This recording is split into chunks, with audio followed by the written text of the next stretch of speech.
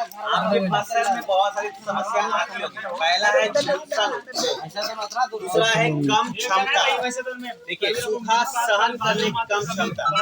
कहने का मतलब ये है कि आपका फसल जो है अधिक पानी मांगता है, कम पानी में नहीं आपका फसल सूख जाता है। तीसरा है दाने का कम वजन।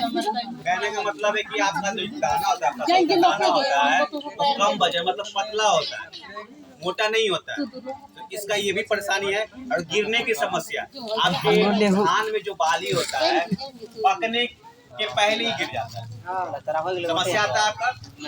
और एक और समस्या है कम उपज। आप कितना भी खाद पानी डाल लेते हैं लेकिन उपज नहीं होता है। फसल तो बढ़ जाता है, बढ़ गया, खम्बा जैसा खड़ा हो गया, बढ़ गया, लेकिन कम उपज होता है, उसमें अनाज ज्यादा नहीं लगता है।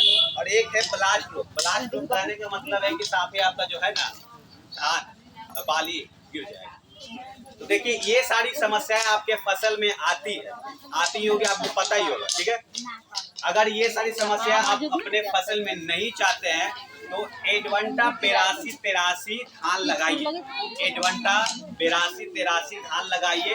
ये आपके 2 नंबर खेत में लगेंगे, ठीक है। कितने नंबर वाले खेत में? 2 नंबर वाले खेत में। और एक बात और है कि जो धान आप लगाते हैं तो सिर्फ जाहिर सी बात है कि आप सिर्फ खाने या बेचने के लिए नहीं लगाते, धोने के लिए लगाते होंगे, खाते भी होंगे वो चावल।